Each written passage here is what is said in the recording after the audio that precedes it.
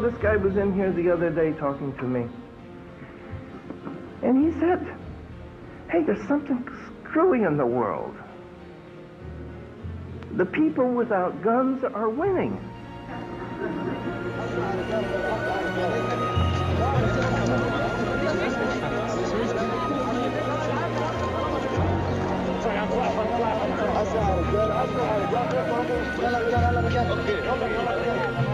I'm so sorry.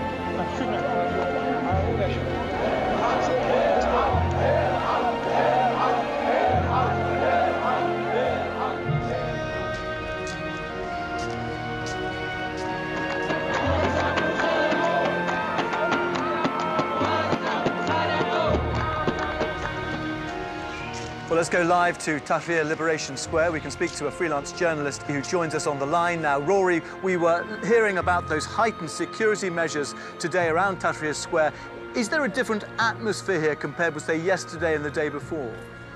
Yes, it's an incredible atmosphere today. That cross-section of Egyptian society that left Tahrir Square yesterday is back in force now. They've managed to re-energize the protest. There's very young children, women, older men here.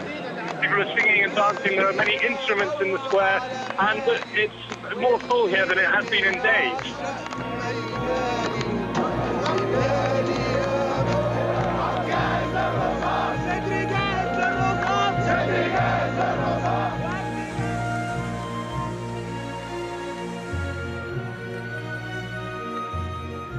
Anything I mess up, you fix, right? Absolutely. Or Rory fix it. Yeah. He'll fix it, yeah.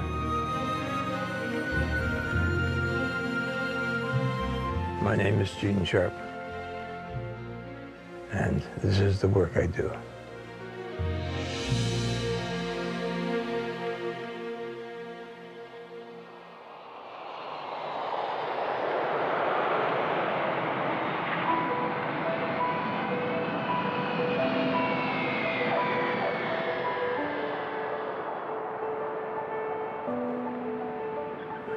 What do you do? How would you describe your work? Oh, that's always a problem, describing my work, because it doesn't fit a lot of the people's preconceptions.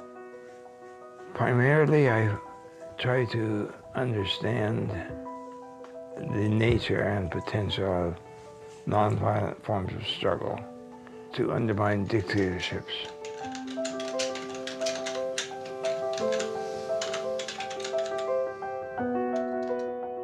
This is a technique of combat. It is a substitute for war and other violence.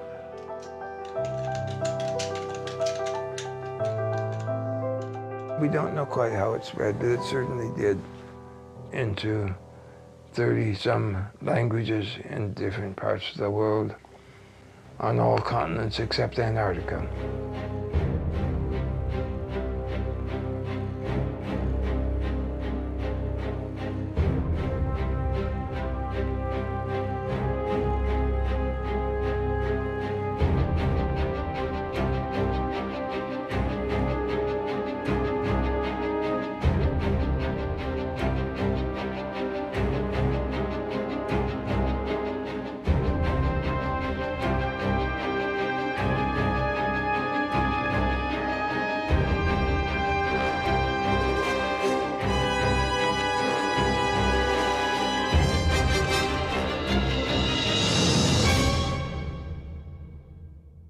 Oh, the famous 198 methods. This seems to have been an extraordinary response. That's simply the 198 specific methods, the specific forms of strike or economic boycott or civil disobedience or protest. Exactly the counterpart of military, different kinds of military guns or bombs in a military struggle.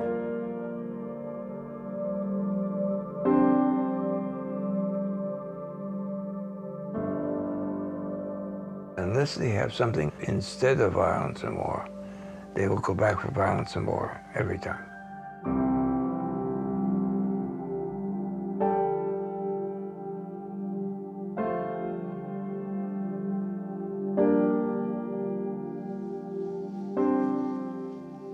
I came to work at the Albert Einstein Institution very shortly after graduating from college, and I had been concerned about the world. It was 2001. It was a very interesting time to be entering the workforce, and I was thinking about entering some development field, working for a charity and NGO that's very consistent with my family background.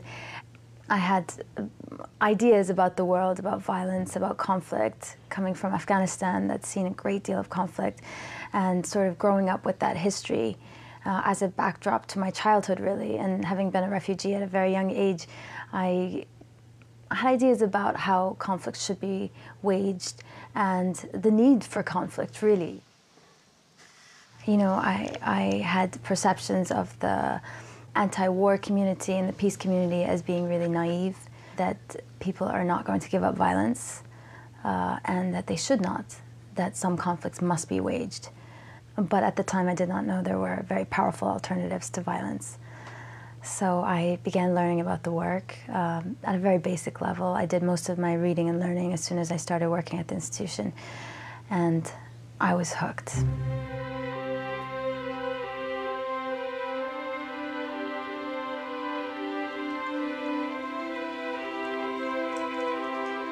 I didn't start out to do this.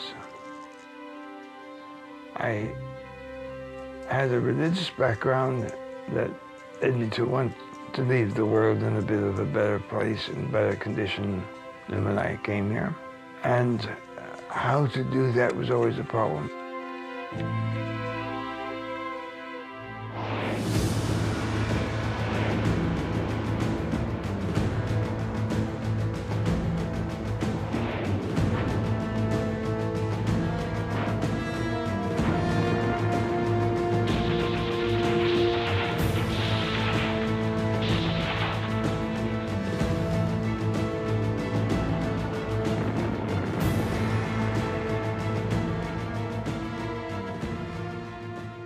I was maybe 25 or something like that. I took a civil disobedience position against military conscriptions. And so I went to prison. I had a 2-year sentence. I did 9 months and 10 days. In those days, you counted the days as well as more. But I don't think that my action there did any good whatsoever. But it was just to keep my sense of my own integrity, so I would carry on in work that I thought was really important. I never met Einstein, but I wrote to him. I don't know how I got his address. I said, well, I'm about to do such and such and go to prison.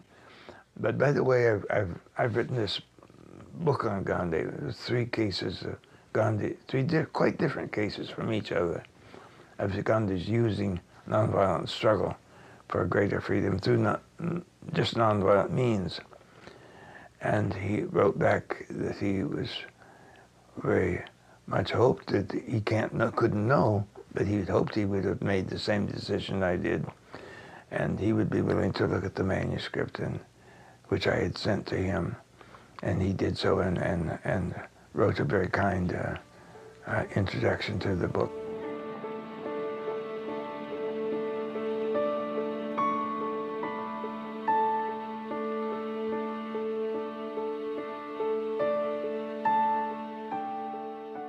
If you can identify the sources of a government's power, such as legitimacy, such as popular support, such as their institutional support, and then you know on what that dictatorship depends for its existence.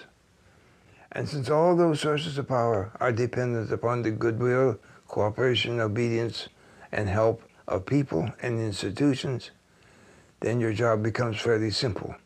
All you have to do is shrink that support and that legitimacy, that cooperation, that obedience, and the regime will be weakened, and if you can take those sources of power away, the regime will fall.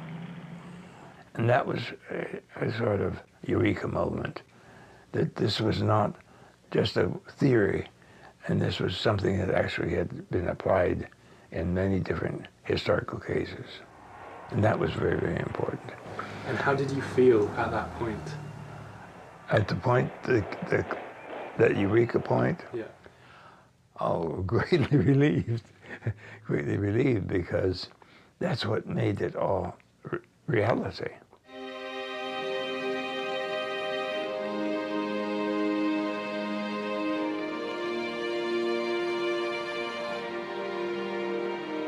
The U.S. Department of Defense and other countries sometimes sent special people to Harvard University for a year of doing something different. I had a program within the Center for National Affairs on nonviolent sanctions, on nonviolent forms of struggle.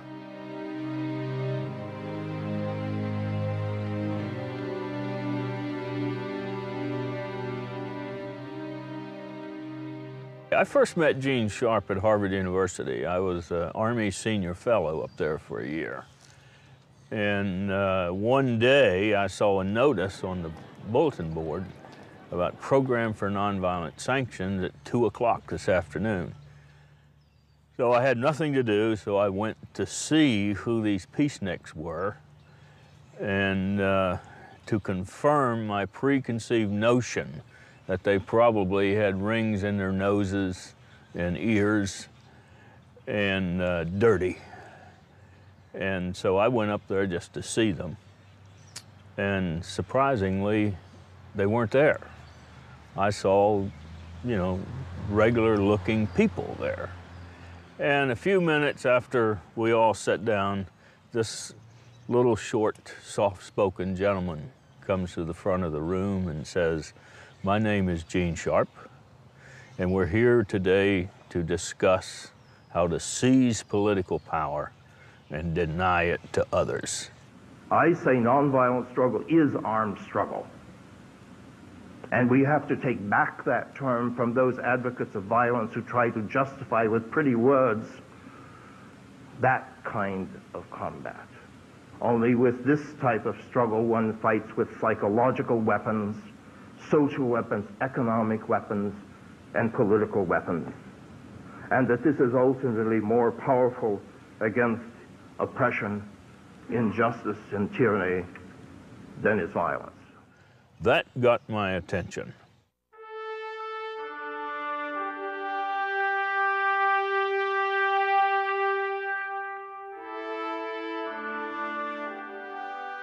This is the flag of the 5th Battalion, 7th United States Cavalry.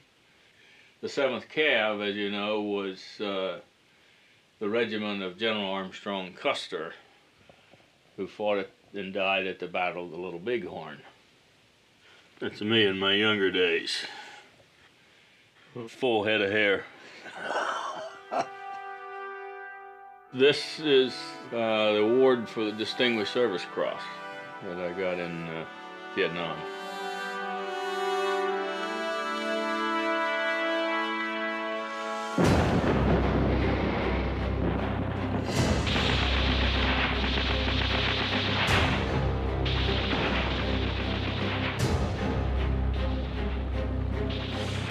I think Vietnam influenced my view about the importance of nonviolent struggle, and particularly the importance of getting Gene Sharp's ideas out to the rest of the world, because we must have an alternative. Vietnam convinced me that we need to have an alternative to killing people.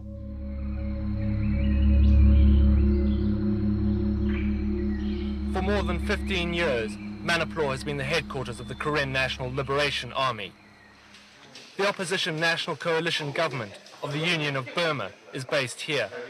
They moved to Manipur after the military regime refused to recognize the victory of Nobel Peace Prize winner Aung San Suu Kyi and her pro-democracy party in the 1990 elections. I had retired from the Army and was doing some consultation work with the Karen National Union. And we conducted a series of courses for the leadership of the Democratic opposition, which resided in the Karen state. And so I asked him to come over to conduct an evaluation of the training, since it was his material, his ideas that we were presenting. So Gene came over, and I had someone meet him in Bangkok. And they came to Mesot, and then from Mesot they took a truck north and then went to a site at the Moy River, put him in a boat in the Moy River and took him on to Manarplau. You know, it was an illegal entry into Burma. And what they do, or what they did at that point, was there was a Burma Army outpost up on the mountain looking at the site where the boats would come in and out. So you would have to wait until somebody gave you a signal that there was nobody watching, and that's when you went down to the boat carrying an umbrella so they couldn't see who was under the umbrella. Well, shortly after they got started, we got a message on the radio that the boat was coming, and there was a white man with a big suitcase coming up river. And of course, there was no place to go but Manarplau, so he was coming to Manarplau. And when the boat pulled over to the beach, I went down to the riverbank to meet him, and Gene was climbing out of the boat, and I said, "Dr. Sharp, I presume." And he got a kick out of that. The whole objective of adopting this strategic nonviolent conflict on the part of the democratic opposition was to remove the military dictatorship. I was talking to one of the Karen commandos, and he had come by the classroom, and he was looking in the window, and he stayed there for over an hour, hour and a half. And then that evening, he came over to where I was staying, and he says, "Where in the hell has this information been? We've been fighting and killing people for 20 years. And how come we didn't know this?" Some of the Burmese came up to him and asked if he would write something for the Burmese on how to move from a dictatorship to a democracy. That's the origin of why the book was written, The Burmese.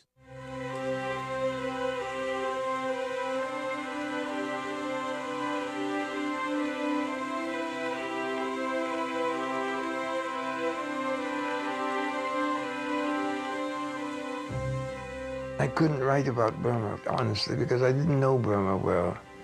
And you should at least have the humility not to write about something you don't know anything about. So I had to write generically. If there was a movement that wanted to bring a dictatorship to an end, how could they do it? And so I wrote those series, and they were serialized there, and published in English and in Burmese. And I thought that was it. The military dictators of Burma were denouncing my little publication from dictatorship to democracy, because it was giving some ideas about how their suppressed Burmese and other nationalities living in Burma could free themselves. That's why when someone simply carrying that little booklet with them and smuggling it through, when they were caught, they were arrested and sent to prison for 7 years for carrying a few sheets of paper rather than bombs or guns or anything like that. Dictatorship cannot stand this. Strange things happened. The edition printed in Bangkok in English was on display in a bookstore window in Bangkok. And there was a student there from Indonesia. He saw it and bought a copy and took it back to Jakarta. It led to that distribution under Muslim auspices and contributed somewhat to the democratization effort in Indonesia, which had also been under military dictatorships. And from there, we don't know quite how it spread, but it certainly did.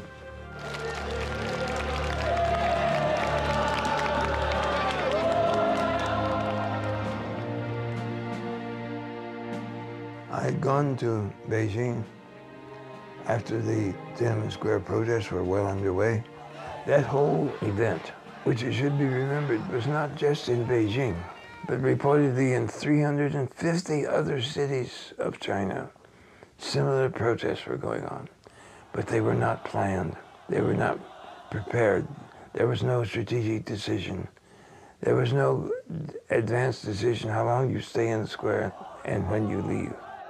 What became very clear to me in retrospect was that the students in the square were operating with great commitment and bravery, but they really didn't know what the hell they were doing.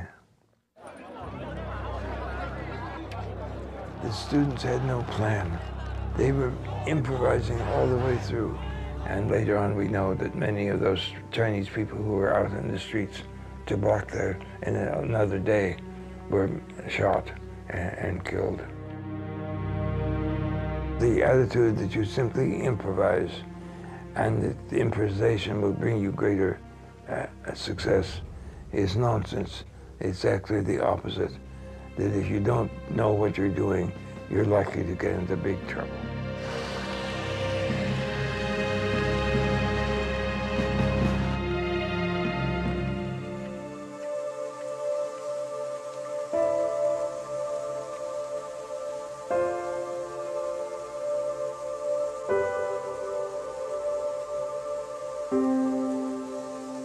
I'd never grown orchids before.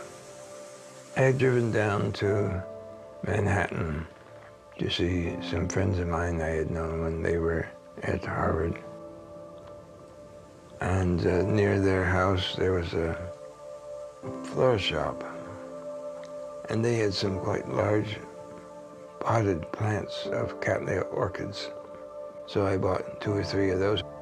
They for a while, they bloomed for a while, but of course they soon died, but that led me to inquire about other ones and learning more about how you really take care of them and how difficult some of them can be and how easy some of them are.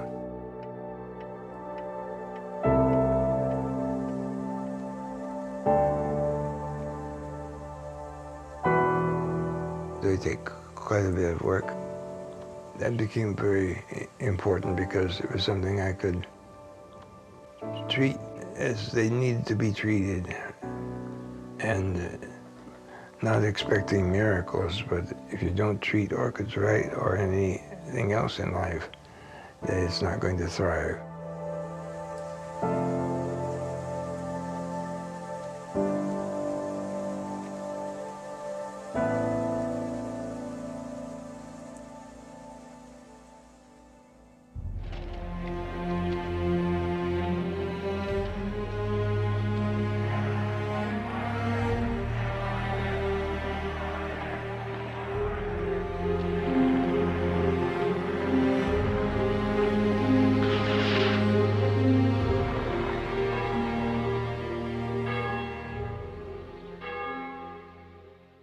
I went to Budapest at the request of the International Republican Institute, which was providing support to the Serbian opposition movement. And one particular part of that opposition movement was Otpor. That's a Serbian word for resistance. He's a retired colonel and he has this type of the military approach, and you know the way he speaks, it's really something that, you know, creates a strange impression with a bunch of students, leaders. We talked for a while and I said, well, something's missing here. We haven't talked about who's the leader of this organization. Who is the leader? And then one guy says, we don't have a leader. And I said, well, wait a minute, guys. I did not fall off the turnip truck coming over here. Somebody has to lead an organization that has mobilized the entire Serbian society. There has to be a leader to that organization. There has to be a leader who's coordinating all these demonstrations. There has to be a leadership that's getting millions of dollars in funding. And they started sort of laughing. So we spent probably 1 hour fooling him about some stuff. And the reason for this was that we were not very comfortable about giving the details about the organization to the foreigner. And then they explained to me, you know, why there's no, quote, leader. It's because to keep it away from the government. The government doesn't know who's in charge. And I later found out I was talking to the leader, Sergei Popovich.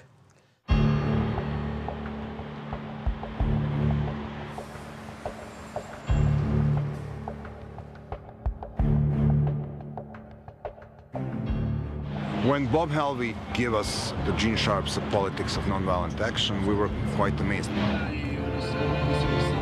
Partly I was ashamed that I didn't know about such a book before, even if there was a translation of From Dictatorship to Democracy in Serbian, but I've never seen it. And seeing the knowledge of how power operates and how pillars of the support operates, and all of this stuff we needed to learn hard way throughout our experience, written systematically in one place was quite an amazing thing. And from that moment I knew I will read it, even it was quite a fat book, but I didn't know how much it can influence the way we think, and also I didn't know how useful it will be in developing our own future trainings.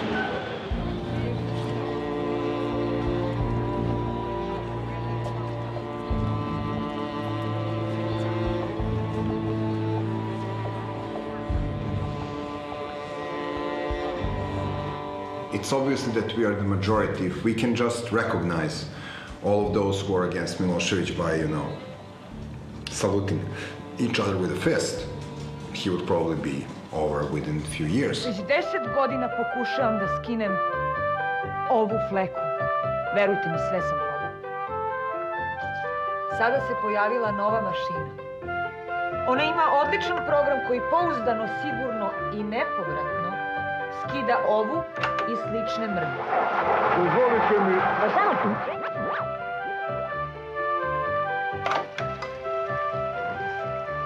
Vidite, deluje. Konačno, gotov je.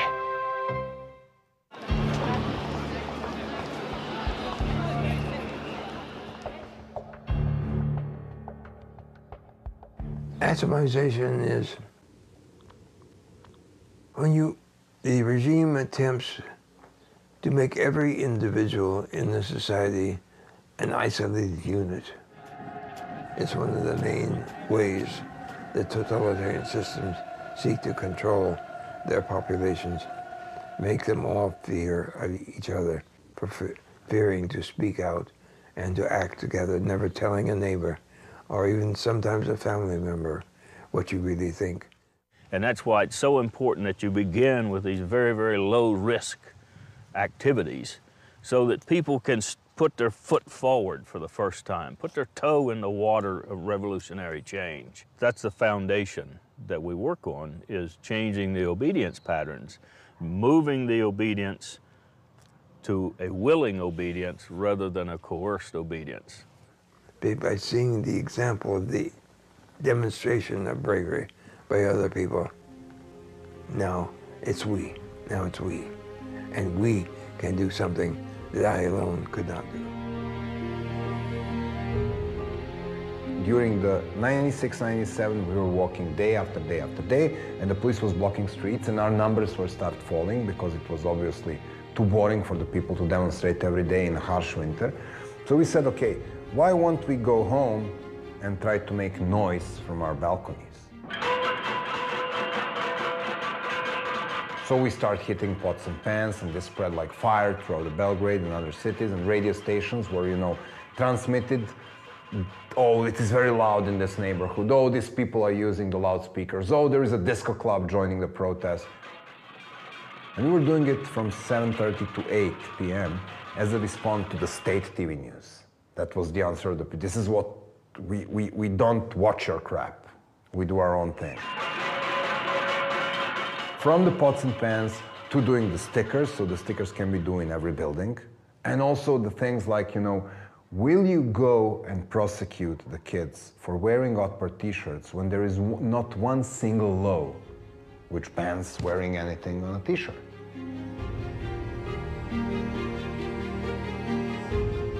So, for the policemen getting inside the high schools and arresting high school kids only because they were wearing the t-shirt, and then going home and talking to their wife, whose friend was complaining because her son was arrested, having a dialogue with your kid, who is coming now from his school where nobody wants to spend time with him or her because their father is, beating kids from my neighborhood. And now, this systemic oppression doesn't work. These pillars are holding up the government, like my fingers are holding up this book. And I develop a strategy to undermine each of those pillars, the police, the Sangha, or the religious institutions, the workers, whatever, every organization. And as they weaken and start to collapse, the government will collapse when those pillars are broken. Ideally, we want those pillars not destroyed, but transferred over to the democratic movement. If you want these pillars to shift sides, you need to co-opt people. You can co-opt people by two means. If you put a price on what they are doing for the sake of the regime, or give them the clear message that there will be a place for them in the future society. This is exactly what Otpor was done. We were telling the police that we are both victims of the same system. They're pushed to do things they wouldn't like to do. We are pushed to the streets instead of sitting in the classrooms. There is no reason to have war between victims and victims. One victims wear blue uniforms, other victims wear blue jeans, but there is no reason for this conflict. And this worked, really worked. And it worked in Georgia, it worked in Ukraine, it worked in many other places in the world. This is the way you do. You go and co-opt from discursive pillars. You don't throw stones to the police.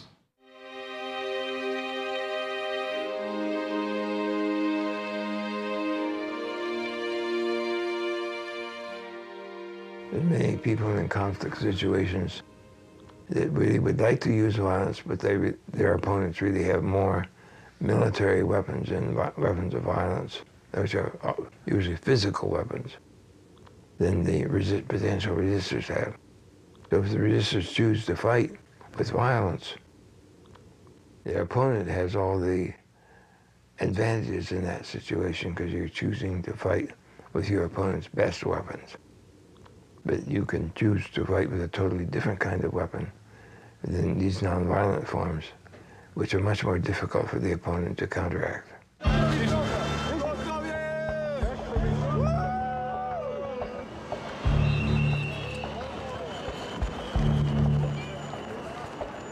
It's very difficult to build a nonviolent march, because what you need is only one agent provocateur or only one lunatic or drunk person throwing stone at the police. So my question is, you have 20,000 peaceful demonstrators, you have one idiot breaking out the window, and these people got all of the media attention. So this is the message which can efficiently undermine your movement. Big concentration tactics are very difficult to control.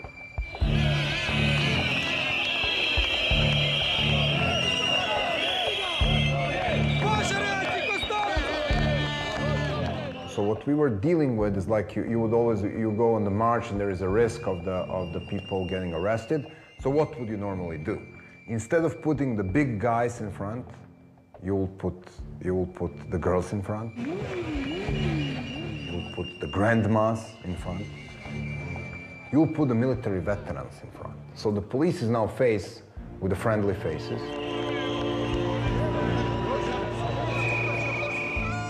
And these people are actually carrying the flowers and the banners and smiling. So you make the situation less threatening, so you make the possibility of violent outcome really smaller.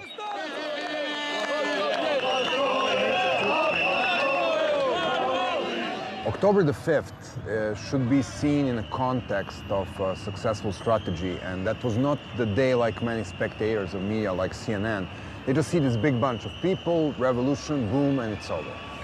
It was first of all 10 years of attempts and failures, and 2 years of existence of Otpor, 5 different campaigns, and we were setting the victory on the elections. We knew that Milosevic will lose, and we knew that he will not accept the fact that he has lost.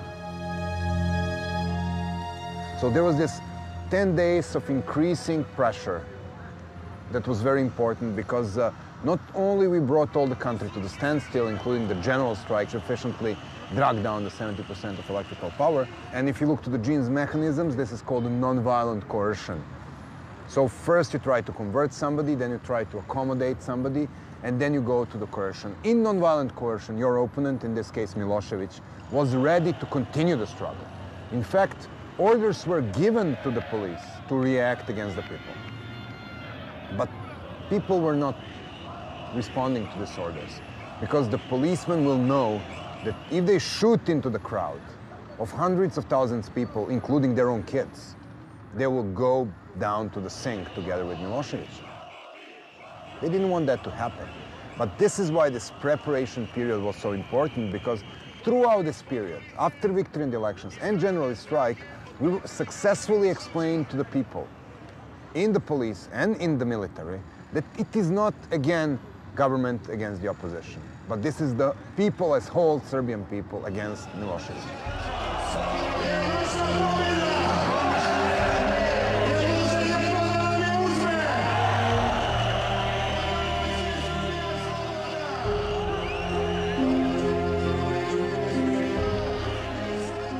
So around 3 p.m. you had like 200,000 to 300,000 people on this square, and there was a non-violent takeover of physically of this building.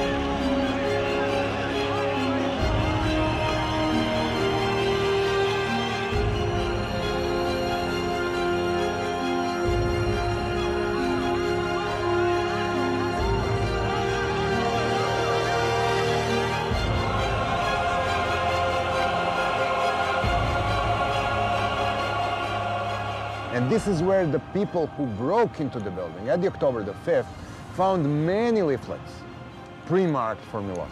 So this is where we, actually the physical cheat was taking place on the second floor of this building.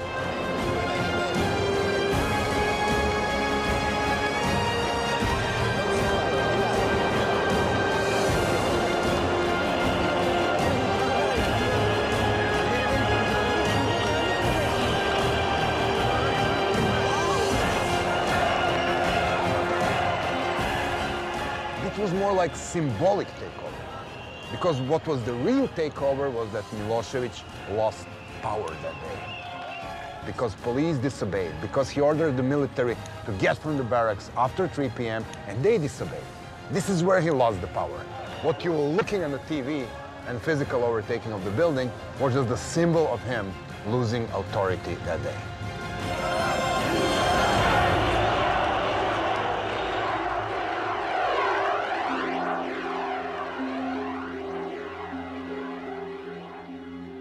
I think what we learned from Bob and what comes and derives from Gene Sharp thinking and writing influenced the way we think, and also made our struggle more efficient in a very important point when we were preparing for a decisive struggle.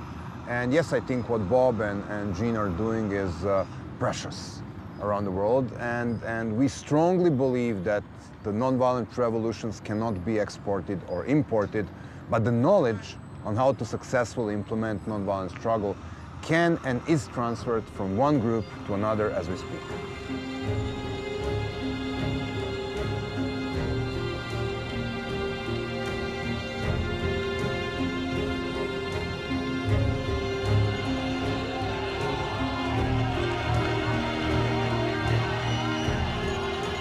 Well, I felt good that here was a revolution that occurred nonviolently. There was no violence on the part of the Democratic opposition. And it shows that what Gene was talking about year after year after year, there are realistic alternatives to violent conflict.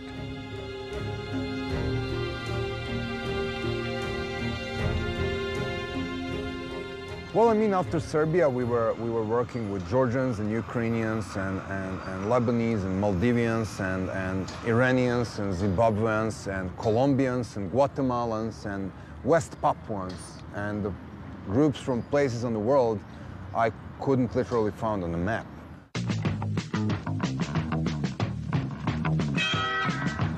إذا كرفته ما تزعل، عندك صابونة جرفنان. بعد 20 سنة بدون تغيير الموضوع ما هي. عاوز ليه ودايك ودايك ودايك وعصر وعصر وعصر وعصر وعصر وعصر.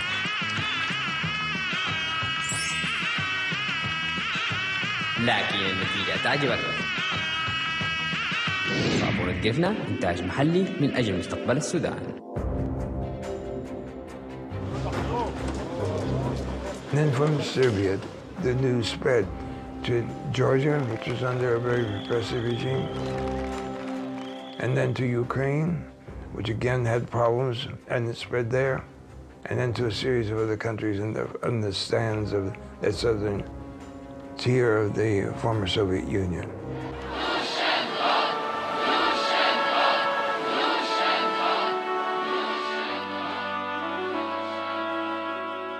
В цих таких протестних середовищах панували доволі різні настрої, зокрема, були люди, які готові були до якогось силового протистояння. Книжка, про яку йдеться, це книжка Джина Шарпа «Від диктатури до демократії», і головна думка цієї книжки про те, що з диктатурою слід боротися ненасильницькими засобами, була дуже близькою нам, і це, власне, головна думка, яка сформувала десь протести, які вилилися в 2004 році в помаранчеву революцію. Я думаю, що навіть безпосередньо з книжкою, з ідеями Джина Шарпа було знайомлено десь, може, десятки тисяч людей. А з ідеями, можливо, навіть не розуміючи, що це ідеї Джина Шарпа, і цими ідеями заразилися вже сотні тисяч людей, учасників помаранчевої революції. Якщо говорити про його ідеї, навіть якщо люди не знають, що це, власне, ідеї Джина Шарпа, то, я думаю, вони є дуже поширеними і дуже впливовими у світі.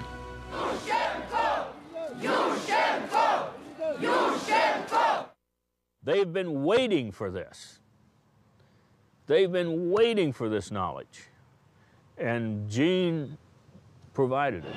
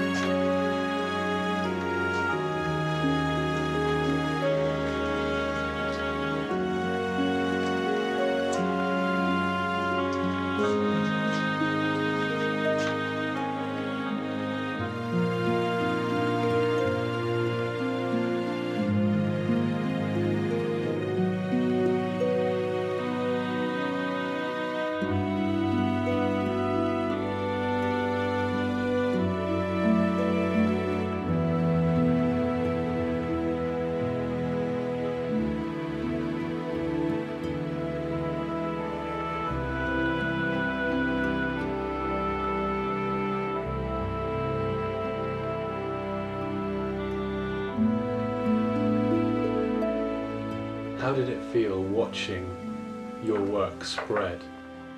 Oh, that spread was really quite remarkable. I was thinking,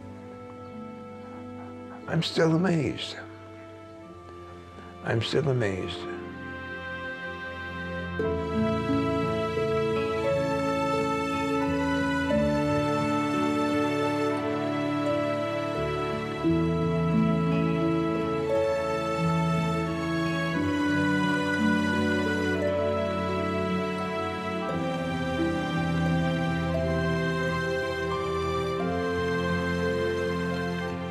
So to have this piece, which I regard as very introductory, I think it was maybe 70 or 80 pages, to take off like that, was a confirmation that the analysis was more or less accurate. It didn't spread because of good propaganda or some sales pitch. It spread because people found it usable. They found it important.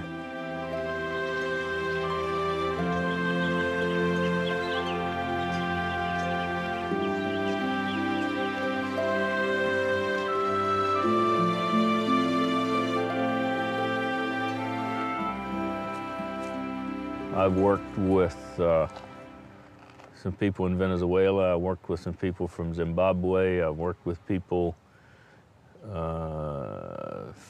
from Iraq, Iran, Tibetans, and possibly a few others. And in most of that work, I was promoting basically Gene Sharp's work and the idea of strategic planning. Don't you even think about that. When we first moved in here next to Bob, I was always afraid that someone would try to come in and get rid of him because he'd been all over the world doing all sorts of things. We bought weapons to defend ourselves. I was afraid they get the wrong house and we'd be done. What did you buy? Bought an AR-15 and a shotgun and some other weapons. That's not all he's got.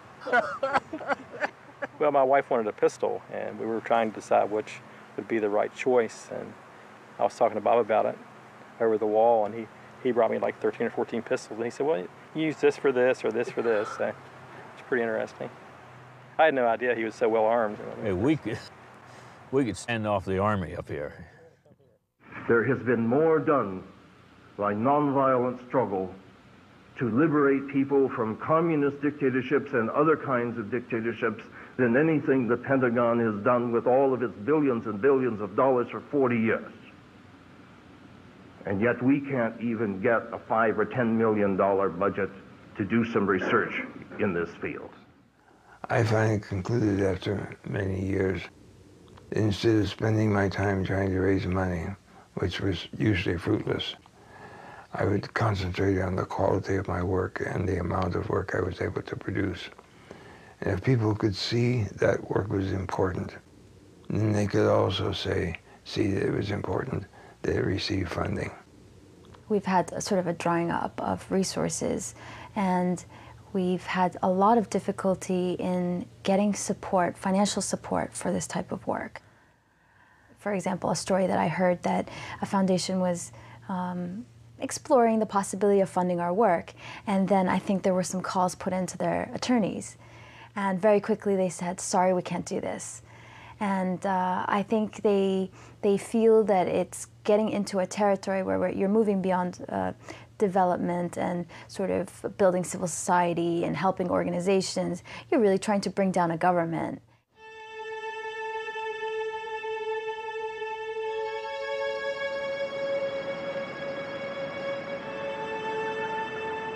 We had no contacts in Russia. Somehow or other, from dictatorship to democracy, got into Russia. This new translation was at a print shop in Moscow and was being printed. While the presses were operating, the FSB raided the print shop. The FSB was the new version of the KGB. And he looked at this item in the presses. He ordered the presses to stop and denounced the publication. He says that book is a bomb. The page proofs were taken to another printing press outside of Moscow and nevertheless printed. And they were on sale in Moscow in 2 independent bookstores that tended to publish dissident literature when they could. Quite remarkably, both of those print shops caught fire very quickly. And that was the fate of the free press in Russia, publishing from dictatorship to democracy. One thing that makes me very comfortable is that the books are there, the literature is there, it's online, it's in people's homes and people's hard drives, and it's being disseminated at a level where that cannot stop, and it cannot be stopped. People go to great lengths to discredit this work, and there was one case where President Chavez had referred to our staff as the bunch of gringos at the Albert Einstein Institution don't understand Venezuela. And I thought, well, it's true that we may not fully understand the situation in Venezuela. It's probably quite complex, but I'm not a gringo. And we also were accused in a book for having trained paramilitaries that were being sent to assassinate President Chavez, and that training happened on a farm in Colombia, a country I've never been to, and I've never even held a gun, and you know, it's all very strange. Gene Sharp, George Bush y sus ideólogos de este golpe suave mecha lenta, señores, este plan de ustedes aquí en Venezuela, olvídense. En último caso, lo que pudiera ocurrir es una explosión revolucionaria jacobina. I have not trained paramilitaries, no.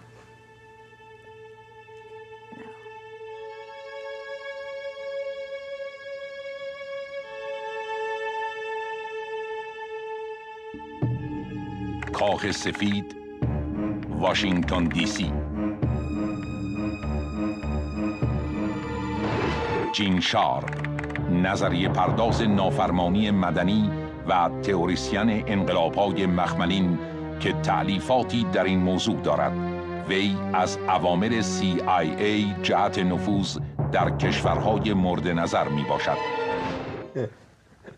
Well, you've seen our office, so you can see how well funded we are. No, I was very delicately offered funds from the CIA at one point. But I said no, and we have never had any funding or support from the CIA. It just hasn't happened. We don't do that. The video that appeared on the Iranian state-owned television alleging that Gene Sharp was involved with plans to bring down the Iranian regime, when I first saw it, of course, in a way I was impressed that we were on the radar, that they had Gene Sharp sitting at the White House, and in a way I thought, I wish those in the White House would listen to us. I wish they would request a meeting with us, but they don't. We sit here, we operate out of our two-room office. We have no connection with the White House. I was not a member of the CIA, never have been, never will be. And if you don't believe me, go fuck yourself. We were absolutely not a CIA front organization. And it's really ironic because we see this charge in the press and among various groups quite often. And we always wonder, where is this coming from? Hey, you think I'm running, you know, clandestine movements all over the world from here with my two dogs?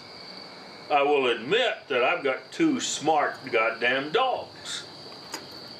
And I sit here on my fucking hillside and I don't bother anybody, but if somebody comes and say, you know, we need your help, if I can help, I'll help. با NGO-های همسو همکاری نزدیک داشته باشیم.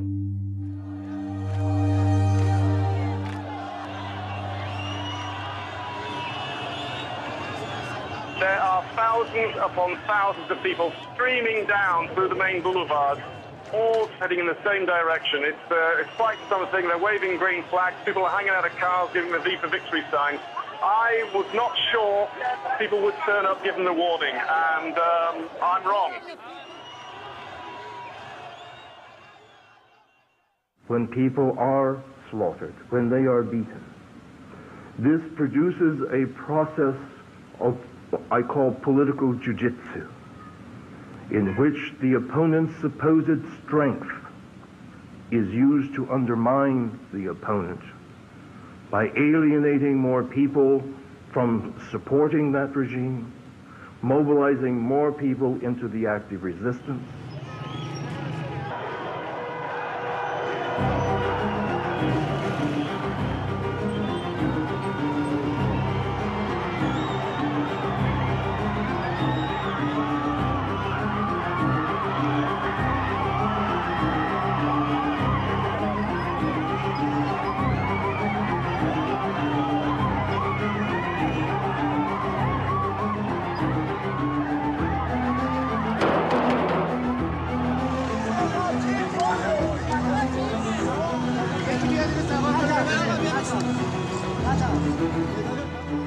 a kind of backlash effect.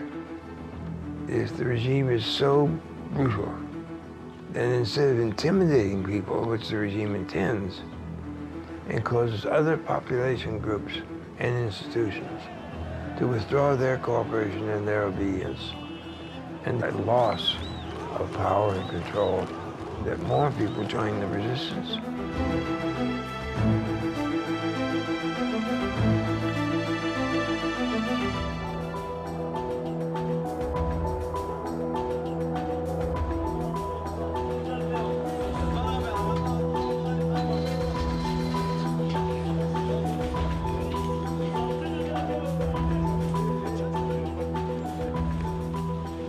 When I went to see the chief prosecutor on the second day that I was in prison, he looked at me when I took off my blindfold, sitting in his office, and he said, "Do you know why you're here?" And I said, "No, I mean, I have no idea. I've just been arrested, 2 nights ago." And he said, "Well, there's a very serious accusation against you." I said, "What is that?" He's like, "Are you sure you don't know?" Espionage. The interrogator kind of patted his laptop and said, "This laptop contains a Persian language translation of Gene Sharp's From Dictatorship to Democracy, which is a handbook for insurrectionists. And it gives them several dozen easy ways by which, if they only follow these ways, they can overthrow a government, a legitimate government, any kind of government." I've read this book, and so have my colleagues.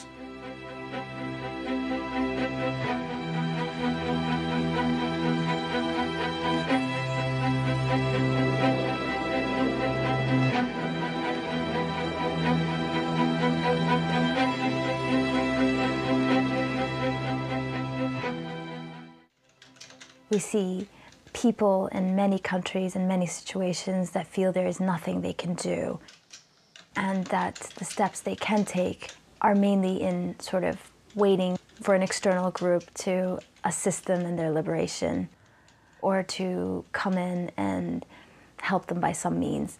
And what this work does is show people that they themselves can be responsible for their own future, for their own liberation. People are beginning to liberate themselves.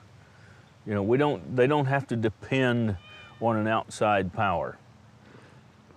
This is Sergei, my cat, named after Sergei Popovich.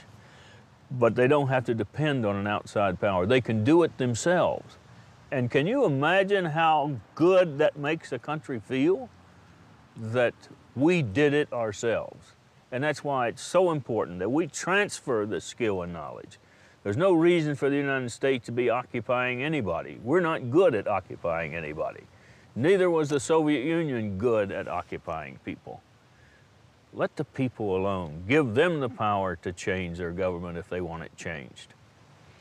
To be counted as a threat to a tyrant is a matter of pride, I would say. It means we're effective. It means we're relevant. It means out of this very small office, we produce work that threatens regimes. And I think that's pretty cool. Yeah. As my writings and research on this became more disseminated, we found people coming to us and asking us what to do. And people may be a little surprised. I don't tell them what to do. Because if I can tell you what to do and you do it, someone else can come next week and tell you the opposite and you do that instead. But you can learn.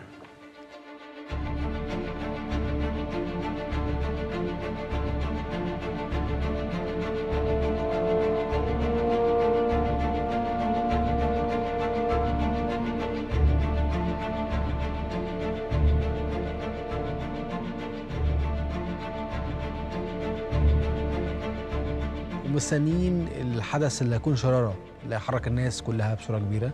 يعني في محفزات كتير حصلت، لكن الشرارة نفسها اللي تحرك الناس كنا مستنيينها. ودي كانت تونس.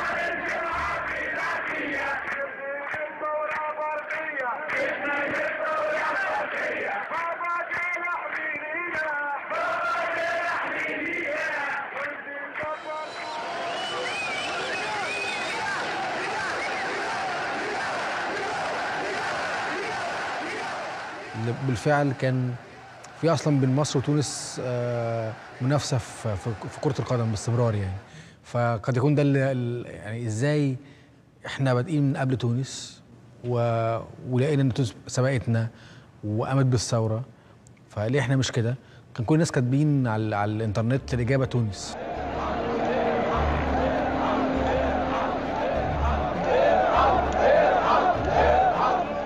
طبعا بالتاكيد كان في تاثير جيد لكتابات جين شارب ومقالات كثيره وكتب كنا جبناها من الانترنت وقريناها، وبدانا بالفعل نطور من ادائنا بصوره كبيره جدا، وعرفنا جوهر فكره اللاعنف بصفه عامه. وكذلك شفنا برضو افلام وثائقيه كتير موجوده على الانترنت بتتكلم عن تجارب شعوب اللي بدات تتكلم عن او تطبق فكره اللاعنف. فكان في الهام كبير جدا للفكره نفسها، سواء من الافلام الوثائقيه اللي شفناها او من الكتب اللي قريناها.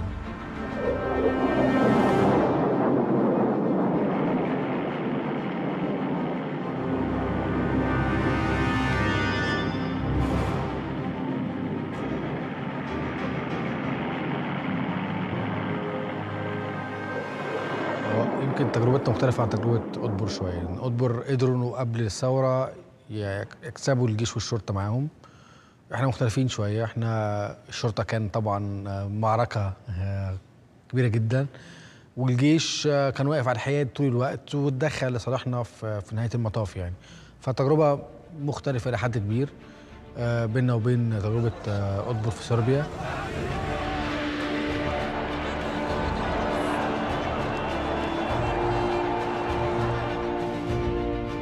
When I saw the developments in Egypt,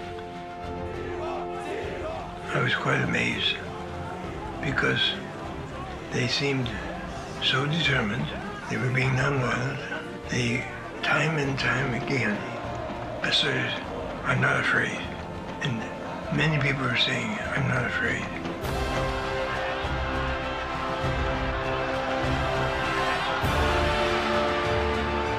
When there was really extreme brutality, I expected either the protesters may not come back again, they may submit, or some may go into violence, especially when there had been some scattered violence in the square.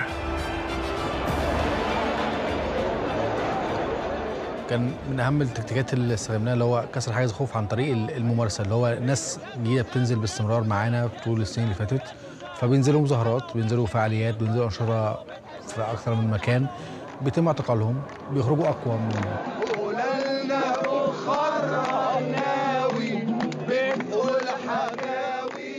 طبعا التكنولوجيا كان ليها دور كبير جدا في التواصل بصوره اسرع، في توصيل الرسائل للناس كلها وحشدهم احيانا.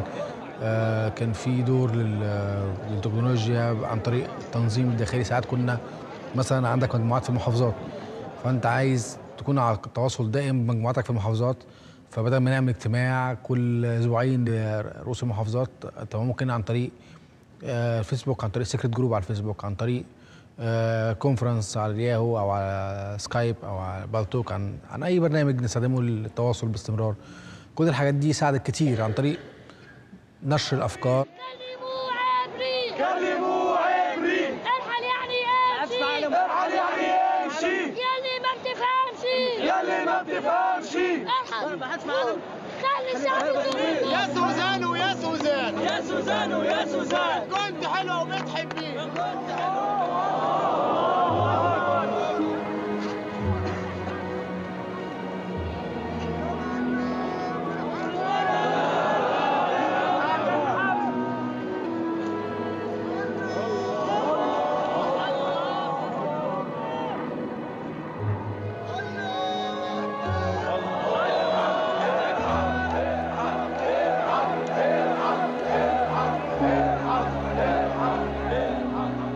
ولكن ايه اللي خلى الجيش يساندنا في الاخر؟ اعتقد ان الجيش اصلا من الناس، يعني مجندين الجيش جزء من الشعب، والجيش ليه دور وطني كبير جدا.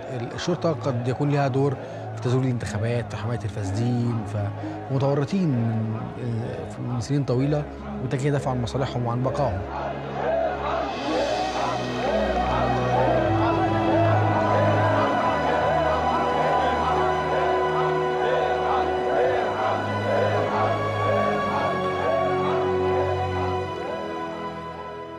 وكنت لسه راجع ميدان التحرير وداخل على الميدان من البوابات التفتيش اللي كنا عاملينها باستمرار يعني، وكان في كافيتيريا تقريبا مشغله تلفزيون بصوت عالي. بسم الله الرحمن الرحيم. أيها المواطنون، في هذه الظروف العصيبة التي تمر بها البلاد، قرر الرئيس محمد حسني مبارك تخليه عن منصب رئيس الجمهورية.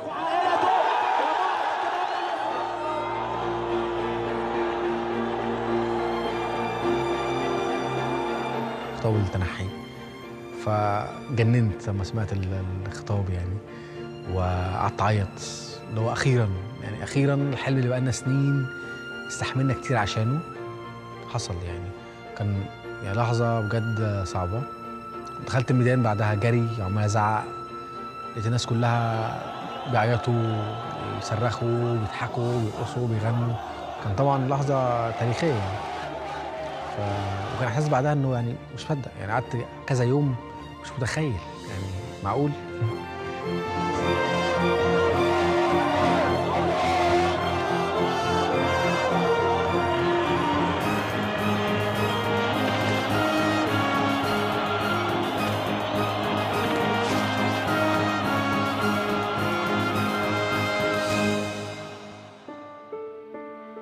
Somebody knew what they were doing. And we don't need anyone claiming credit for us or me or anyone if it's not deserved and if it's not documented.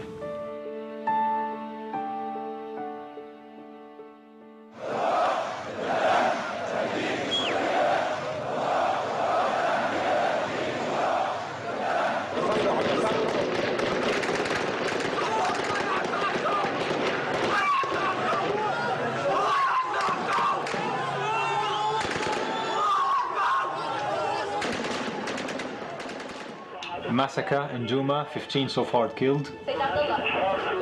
معك أسامة. أني الحمد لله جبت لك رقم طبيب شاف القتل بالمعظمية. This is a video of a kid that's been shot at. One brother is shouting, "My brother, my brother."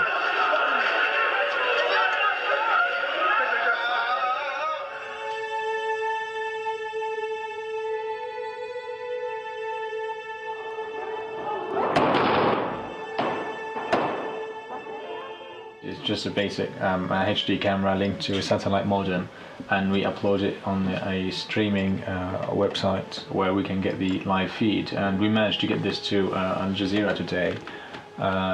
They've been broadcasting the live images we were able to provide them with, because they cannot send their journalists. No one can, not a news outlet, not a single media outlet can send anyone or get any permission to film or, be there to verify.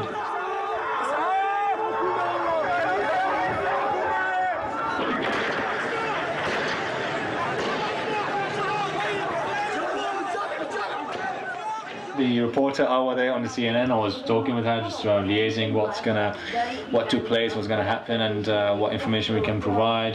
The videos you've seen there on CNN, we have some people uploading these videos now on CNN, on Al Jazeera here, Arabic, Al Jazeera English, ABC, France 24, BBC, Sky. So we have someone uploading these videos on their websites, and we're already in contact with various media outlets now if they need confirmation of videos or confirmation of fact verification or eyewitness accounts. We can provide that. Without the modern technology, you wouldn't be able to make it. Oh, absolutely. The regime would have killed it in the bud.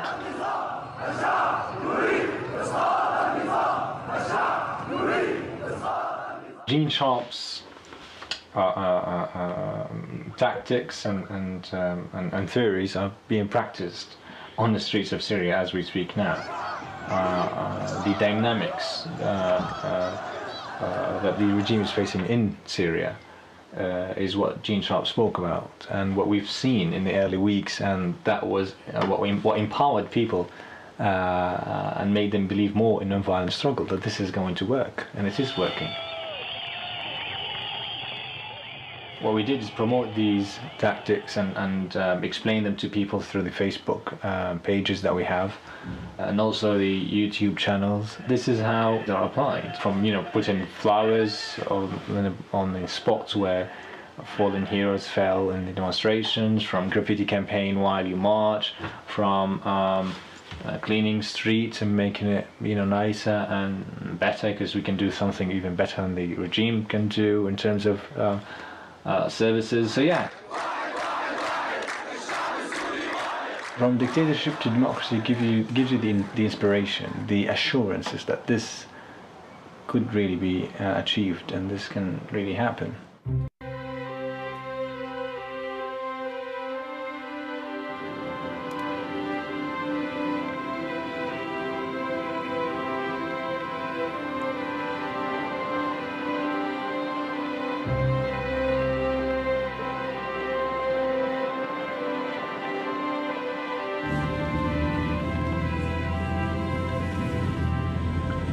We're going to see Gene Sharp, and there's some, critical questions we have in mind. I know he might be reluctant to comment on a specific country situation because he always says, I do not have enough knowledge on the local issues and background info, experience. But there are some strategic questions on a macro level that we are facing, and it will be very helpful to get his insights, at least.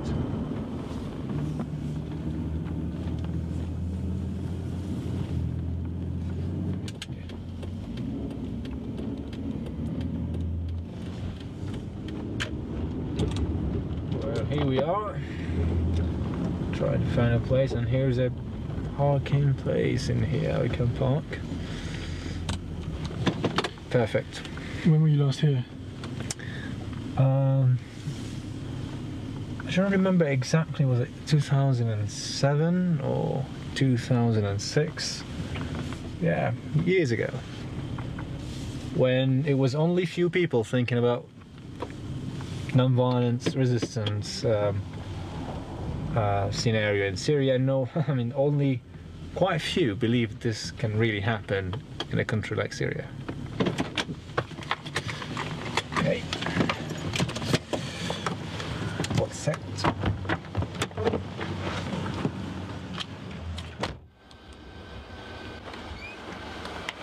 Hi, Sama, how are you? Good, Nice great. to Good see you to see again. you.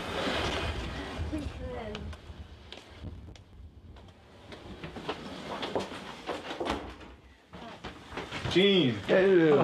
Hi. Hi. Hi. Good to see you again. Good to see you. Good to see you. Good to see you. Good to see you too. How are you doing? Not too bad. Health-wise? I'm coping. Perfect. Good to see you. All right. So we've got some work questions, advices. So let's No get cracking. advices. No advices. No advices. All right. I'm happy to see you. I was so good you'd have time in your schedule to come to say Well, hello. the pleasure is mine. Was really delighted, and there's a lot to talk about. This is new territory for us. Yeah. Too. Yeah. You know, we've never been there personally. Yes. The cases we've studied don't exactly match.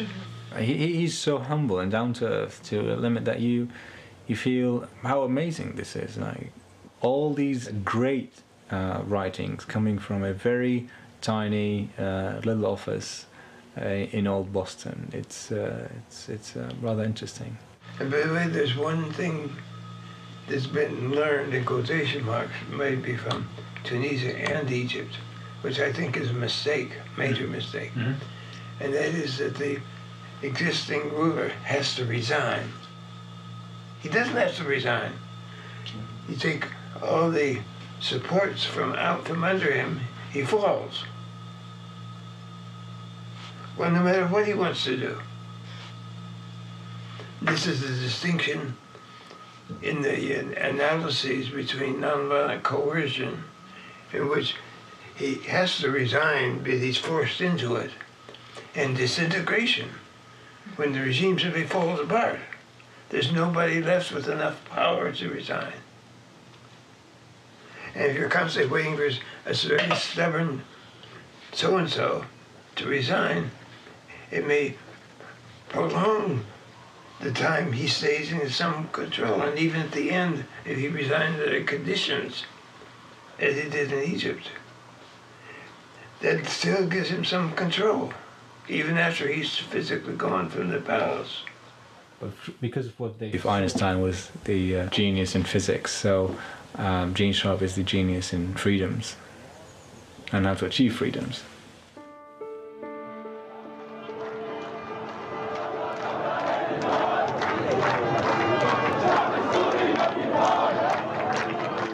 I feel good in a way that we're spreading the word, and if people follow Gene's advice on how to think about waging a nonviolent struggle, sooner or later they'll win. See, the advantage that we have using this form of struggle, the people against a tyrant, as long as we don't surrender, we never lose. And that's key. As long as you haven't given up, you haven't lost.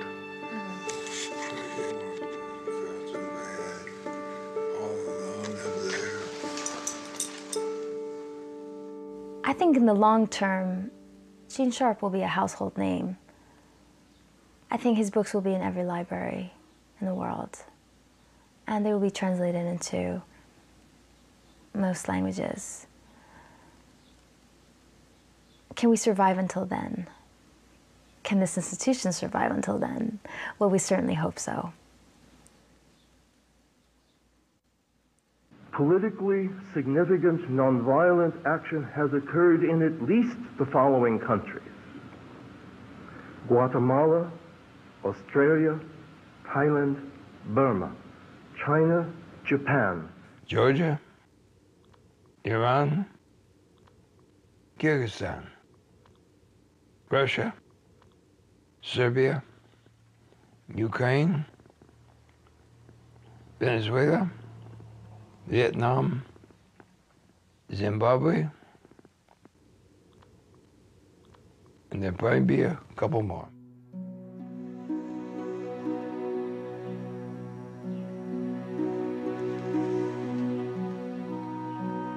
I think there's a father-daughter relationship developing there. They can sit down and talk, and they're on the same wavelength.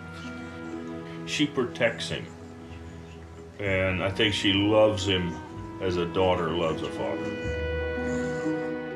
Gene Sharp is someone who is, of course, my personal mentor, but I think has served as that role for multitudes of people. He is someone who has dedicated his life to providing the means by which oppressed people can self-reliantly gain liberation. And that is something which I believe has changed the world and will continue to do so in dramatic ways. And I look forward to witnessing that and hopefully contributing to that. It's really personal stuff.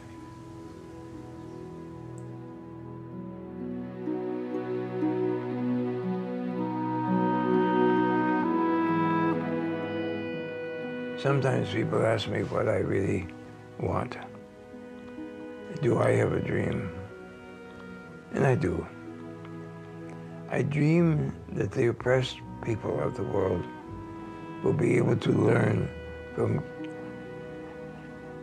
the available records and new experiences that this type of nonviolent struggle can be used to liberate all oppression and replace military and violent conflicts, so that you won't have to carry on struggles against terrorism anymore, because the people who might have become terrorists have instead chosen to use this kind of struggle to help out the oppressed people.